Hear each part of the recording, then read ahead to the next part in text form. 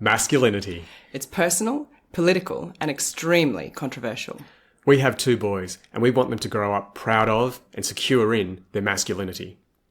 But what exactly is masculinity? Kiwi? Well, it's a type of energy. Masculinity is energy that's primed for action or in the midst of it. If action can't be taken, the masculine mindset aims to find a solution and not muck around. Now, you may have expected something else, something about muscles and chiseled jawlines and straight lines, but they're symbols of masculinity, not the thing itself. It's a bit like defining health by thermometers and thinking the more thermometers you've got, the healthier you are. Ricky, what about you? I agree with you. I think that it's a kind of energy, and I don't think that it's gender specific. Mm-hmm. I think it's something that both genders or any gender has, and it's a powerful energy. I tend to agree with the Jungian theory of anima and animus, where there's an archetype, like a feminine and a masculine archetype living within all of us. And it's a matter of making sure that both parts of ourselves and both parts of our archetype or psyche gets balanced, it gets a voice or gets expressed in some way. So it's something I feel is within all of us. Yeah. And some aspects of masculinity are driven, I guess that power source of masculinity is driven by the sex hormone, testosterone. It's a powerhouse hormone. And that's where all that drive and energy is coming from. And both genders, of course, have testosterone. Men have loads more testosterone, but women also have testosterone. And in fact, women have more testosterone than they do estrogen. So it's a pretty important hormone. See, I don't know if I'm just dumb, but I never thought that women had more testosterone than estrogen. I don't know if it's a cultural thing. Like, I didn't study any biochemistry or anything, so I just assumed men are full of testosterone, women are full of estrogen. That's just how it works. Yeah, that's it. Yeah. But of course, it varies throughout a lifetime as well, from what I understand. Yeah, but that's really interesting to me, that women have more testosterone than they do estrogen. Yes, yeah, I was shocked to hear that. I was like, what? No way. So, Kiwi, is there an issue with masculinity? With masculinity itself, I'd say no. You wouldn't ask me if there's an issue with electromagnetism because there's lightning storms. You wouldn't say anything about gravity just because you broke a vase once. You knocked it over. Well, therefore, that's toxic gravity. Would you? You know, a person did something wrong. They knocked something over, and we can't blame the force itself, the force of nature. As I said earlier, masculinity is an energy. It's a force of nature.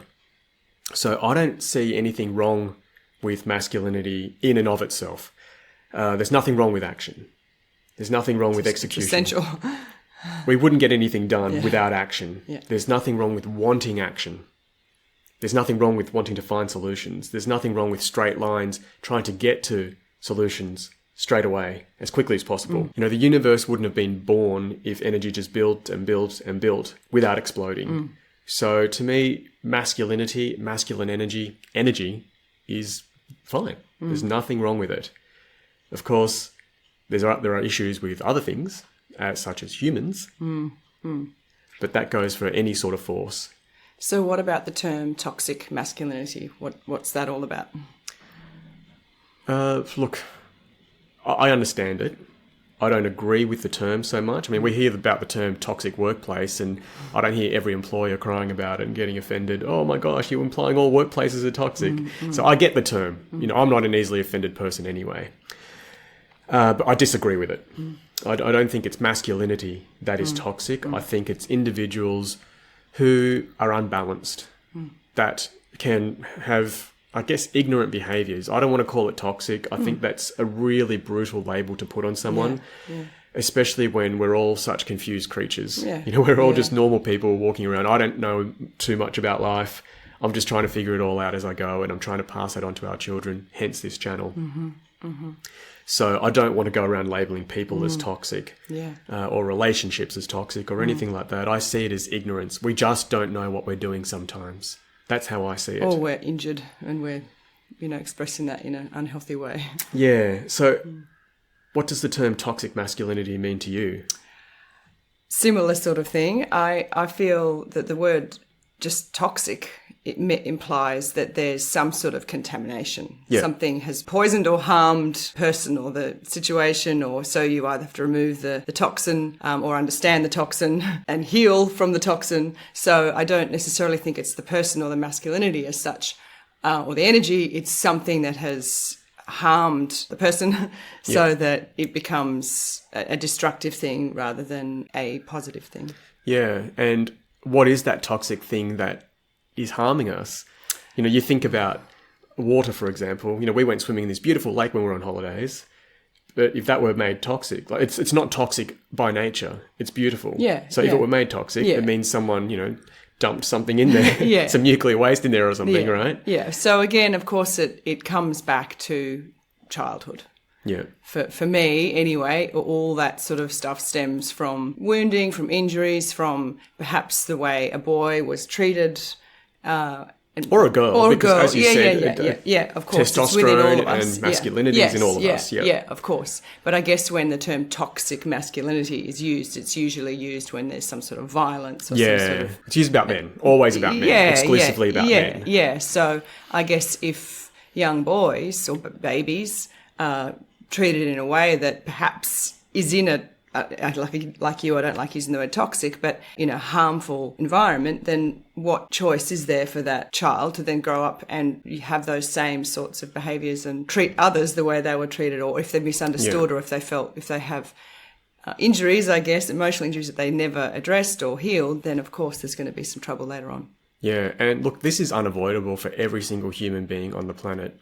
We're all twisted in some way, right? We didn't get to grow perfectly straight up. Nobody did. Yeah, you look at a tree and you see trees bend around things and they do what they do. They find the light, however they have to find it. Yeah, we're the same. You know, we have something that impedes our growth somewhere along the line. Doesn't matter how great your childhood is. It doesn't matter how amazing your parents are. Nothing can be perfect. Yeah, no one can escape childhood without some sort of injury, for sure. Yeah, and it's how we deal with that determines how we live as adults. Yeah. So looking at our two boys growing up and looking at what their masculine needs are, I mean, they're very strong. Our eldest son, when I was thinking about this topic, I had this memory of him and I think I might have blocked it out of my mind. Do you remember he used to jump off this cupboard that was basically as high as the ceiling? Yeah. It was incredible. Yeah. And it was just something he needed to do. He was about 2.5 or 3 at the time. If I thought about a 3-year-old child doing that now, I'd be mortified. I'd call child services on myself. In my memory, I think I need to call them. Just let them know. I'm going to self-report this one. But he loved the action. Yeah. He needed the action. And he loved being way up higher than everybody else. Yeah. It was this need for power almost, wasn't it? Yeah. And we all have that about us. Also exploring his own limits as Exactly. well. Pushing his own limits of safety. Yeah. And as parents, look, we put down a cushion for him, so it was a very safe landing. Big fat cushion. But, a lot could go wrong. You can twist an ankle doing that. I mean, I went up there myself and thought, But you know what? He loves action. He needed it. And he's a typically masculine boy. And he's into trucks and things like that. He always has been. And it's not something we've ever pushed him into. I certainly didn't. No. I'm not into that sort of stuff myself. He found this all on his own. Yeah. And, he needs that. And now when we spar, he's 14. The look on his face when he gets close to tagging me, and he's tagged me quite a few times. And, when I tell him, whoa, that was really strong when we're doing focus mitts, his face just lights up. He likes that feeling. And, one of my greatest, most masculine moments, actually 2 of them, were caught on camera when I was playing a rugby league. It was a semi-final. First touch of the ball, picked up the ball on the 50-metre line and scored an individual try, beating most of the team. And it was all caught on camera. And, afterwards you can hear people on camera going, oh, Kiwi, you're a legend. And the guy filming it is going, go Kiwi, go Kiwi, go Kiwi. It was amazing. And it's all caught on camera. Yeah. And, my friends all talked about it for ages. We still talk about it. And it's those little things that, as a man, have made me, it gets your testosterone up, Another thing, I filmed myself doing my 1-rep max deadlift, and I've never repeated it. I can't even get close to it now, but it was 221% of my body weight. Wow. Yeah, thank you. I tell everyone this story, by the way. This whole episode is just an excuse for me to flex. But the point is, we love the action. And if you've got it in you, you've got to get it out of you. That's the thing. And in childhood, we really need to find healthy ways for boys to be able to do that, find their limit, maybe stay there and explore that level for a little bit, go to the next level and keep going and progressing through into adulthood. And you look at the martial arts grading system, that's kind of simulated it in a way. Yeah. You introduce someone, they've got a white belt. The idea of a black belt is that they've had so much training that white belt is now turned black because they've been using it so much. That's the symbolism of it. So really, we need to find healthy ways for boys and girls, anyone who wants action to be able to express that. And that's really important. But what you said, Ricky, was equally vital, which is that, there are other wounds that we need to take care of. And, boys are told to act a certain way. And don't be a girl, don't be a wuss, don't be a sissy, don't cry. Exactly. All those things, very harmful. Yeah. And look, that's affected me personally. Like there's been many things I've done which is ridiculous because I've heard of the term, don't be a small cat. And it has shaped the way I do things. And I remember when our eldest son was crying when he was a baby and my dad was holding him and he was trying to comfort him. He said, "Oh, boys don't cry." And I stopped him straight away. I said, "Dad, boys do cry." I remember seeing my dad reuniting with someone he fought alongside in the Vietnam War. They met up in the Netherlands. 2 grown men crying. Boys do cry. It's totally okay. These guys, they could have died any day. And they didn't. They made it out. Yeah. So, it was important for that to come out. So we need to encourage boys to not only go out there and find their action, to go and do whatever it is they want to do, go on wild adventures, but also to go in here, don't we? Absolutely. So we're made up of a whole spectrum of energy and all of this needs to be honoured and addressed and lived. We've got a whole life to live. It's not just one thing. We're not just a machine that has one purpose. And, you think of it as being right-handed or left-handed. We're both right-handed, but imagine if we ignored the left side of our body completely. I mean, it's bad enough if you skip legs day. Imagine skipping the entire left side of your body. That would be ridiculous. But we do that. And I think that's what leads to this imbalance that boys are taught to be a certain way, girls are taught to be a certain way, but what about the rest of it? And I think that probably has led to a lot of confusion around gender and gender roles. When really, if we encourage people to just be themselves from the beginning, well, there's a bit more certainty. You know who you are. Yeah. Well, you have a lot more of a clearer picture of who you are, not necessarily complete knowledge. That takes a lifetime. But it's my hope that we're raising our boys in such a way that, yep, you want action, you've got it. You need a shoulder to cry on, you've got it. And when you think about action and how testosterone drives that action, and if you listen to any body language expert, you'll hear that the first thing they say is if you're about to go on stage or do something where you're required to have a lot of energy and action and confidence. Magic Mike. What you would do is do like a power pose, like a Usain Bolt, wow, sort of chest thumping. Chest thumping, yeah. But positions in your body where you're actually physically powerful. Yep.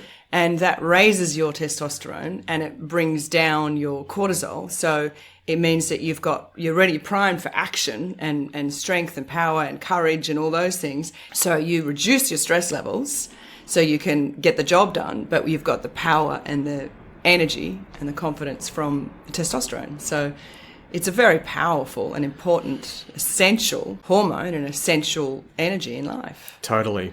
Yep. And it shows the link between the mind and the body, doesn't it? And the body drives the mind and the mind can reinforce the body. Yeah, absolutely. Ricky, another thing I want to add, going back to the whole childhood thing, is that things take time. Childhood is a natural process of unfolding. Baking a cake is a natural process of unfolding. The thing with masculinity is we want it now. You look at any superhero movie, you look at the collateral damage that's left behind. I'd like to see the film that comes after that, an actual sequel of what the normal people are doing in New York City and trying to rebuild the place. It would cost a lot of money. A lot of buildings are razed. Think about all the plumbing that's ruined and all the fiber optic cables that have been torn up, right? Yeah. But that symbolizes the masculine mindset. It's just, boom, just do what you have to do and worry about the rest later. Yeah. And of course, there are times when things need to be done, but there are also times when things naturally need to unfold. Yeah. And what I'm realizing as an old man is that life is a dance. And dancing isn't just moving. Dancing is moving in time, moving at the right time. Anyone can do the moonwalk in slow motion, right? She can actually do it really well anyway. You should make some shorts. We need some views. But the point is that you've got to feel that rhythm of life. And feeling that rhythm of life requires more than just masculinity. It requires, I don't know if you'd call it femininity, whatever it is, but it requires feel. And when you're too hard, you can't feel things. And that's my concern with raising boys, is that you've got to find that balance. Like, I really want to make sure that they're strong, that they're ready to go when they need to go. And we've had instances where they've really stood up and I've been like, wow, I didn't know they had it in them. Like that time that we broke down on the side of the road and you just have to get on with it, don't you? And they did. And there's been times when they really, really need to take time to explore their feelings. And our youngest son said to me, Daddy, you're not very good emotionally. Mummy's a way better parent. This is true, by the way. He said all this. And my answer to that was, yep, I'm working on that. I'm doing my best. But look, I've got a lot to work on, and that's because of my masculine side. Like, I'm always just looking for the solution. So, someone comes to me with a problem, and I'd say, well, do this. They didn't really want that. What they really wanted to do was go through their emotional process and just talk. All they wanted from me was to listen. That's it. They didn't need me to say, well, you should just shoot your boss. Have you considered a bear trap? That's not what they were looking for. They just needed someone so that they could go through the emotional process of unfolding, letting things go and getting that weight off their shoulders and then go, I feel so much better now. As a body language expert will tell you, those tense shoulders, they carry a lot. And just by talking, they can let it out. Yeah. So that's something I'm learning. That's a natural process that life has to go through. Energy needs to build and energy needs to circle sometimes before it can be released. And it's taken me a long time to learn that. And do you think there's a clear message of what a man should be? No, I don't. I think culture has become so convoluted that we don't know what to think anymore. When we started with culture, it was a tiny little tribe around a fire with maybe a chief that spoke to the stars. That was it, right? And you just listened to him. You were a caveman or cavewoman, right? You didn't know any better, okay? You just learned how to skin an animal, okay? So if someone's telling you how to behave, all right, this is what culture was. It was disseminated essentially from one source. And, over time that evolved. It became the high priests of the culture and then more and more pluralistic. And today it's just what you would call a culture war, right? We've got all sides fighting for some sort of cultural space. It's not, in the real world, it's in the cultural landscape. And of course, what culture is, it's directing energy, really. If you break it down, it's telling people how to do things and where to go. And there was a really clear picture of what a man was, what a woman was in the past. Whereas now, like, even you telling me about how much testosterone women have, that's totally thrown me, right? So there's just so much that we're still learning. As a man, I feel like there's a lot of mixed messaging. We have to be ready for war. We have to be ready to, well, can you investigate that noise outside? Okay? For some reason, I'm always the one that climbs on the roof to strap stuff to the top of the car when we're going on holidays, right? Yeah. That's not to say you can't do it, but that's just how it's fallen. Yeah. But also there's a lot of masculine roles that you do. I mean, she's the one that wears the Blunstons in the family, right? She sorts out all the tools and that sort of thing. So, we're meant to be well-rounded as well, but we're also meant to be really strong. So it's hard. It's hard for men to know exactly what they're meant to do, especially in a capitalist society when we have to compete. We're competing for resources. We're competing for a mate. Sometimes people mistake this and think it means you've always got to be on and you've always got to be ready and always got to be hardened. But you can't live like that. It just doesn't work. So we really need to find that balance. And I think that that's something men are coming to terms with. And I think when we hear terms like toxic masculinity, it causes people to either capitulate and go, okay, well, I'll just do whatever I'm told, or people to stand up and fight back. And I'll say this, as politically incorrect as it is, a real man stands up for himself. And if a man is feeling attacked by, say, a term like toxic masculinity, he will stand up and put up his guard and get ready to fight back and not give any ground at all. Of course, life is nuanced. Life has context. It's not all black and white. But when you're in a fight, it's black and white.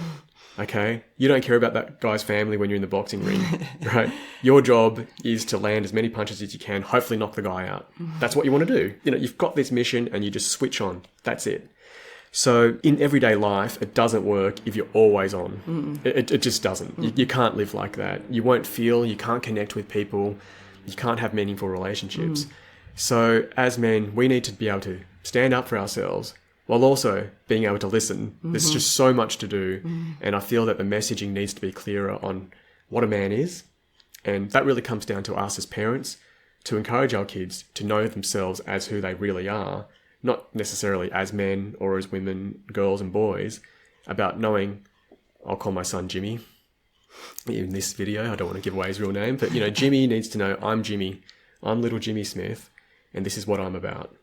This is how I handle my strength. This is how I handle my vulnerabilities. This is how I handle my spirit, my emotions, all sorts of things. And that can always be built upon as well. It's not like a fixed thing. This is who I am. That's it. But it's a process of growth. Yeah, and that's the thing with masculinity as an answer in itself. Like, it's not the answer. It's action towards something. But what happens after that?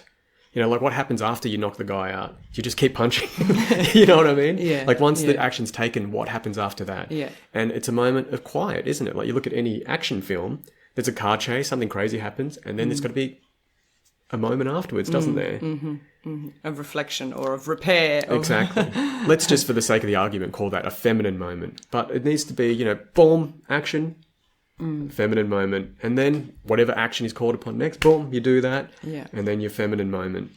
And most of life isn't boom, boom, boom, boom, boom, is it? No. But if you're spending your life, most of your life, all pent up and ready to go, it's not going to work so well. No. So look, this is a huge conversation that's been going on since man discovered words. And I imagine it'll continue until we can no longer speak because we've killed each other. No, I'm just kidding. Look, it's just something we need to explore for the entirety of our lives. And it's something that we'll be discussing with our boys with calm, with nuance, in context, with respect. And love.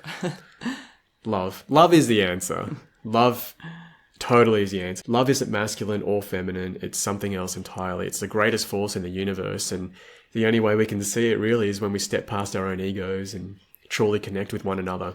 So that's our goal with our children. And that's the point of this channel, really, to share love. No, well, it is, really. I mean, if you break it down. Yeah. But it's to share the big ideas and the things that we'll be talking to our boys about. We're homeschoolers, and it's vital that we share these lessons and make them intentional. You know, we pick up so much by just, you know, hearing this and that in culture, and then we end up with some pretty bad role models.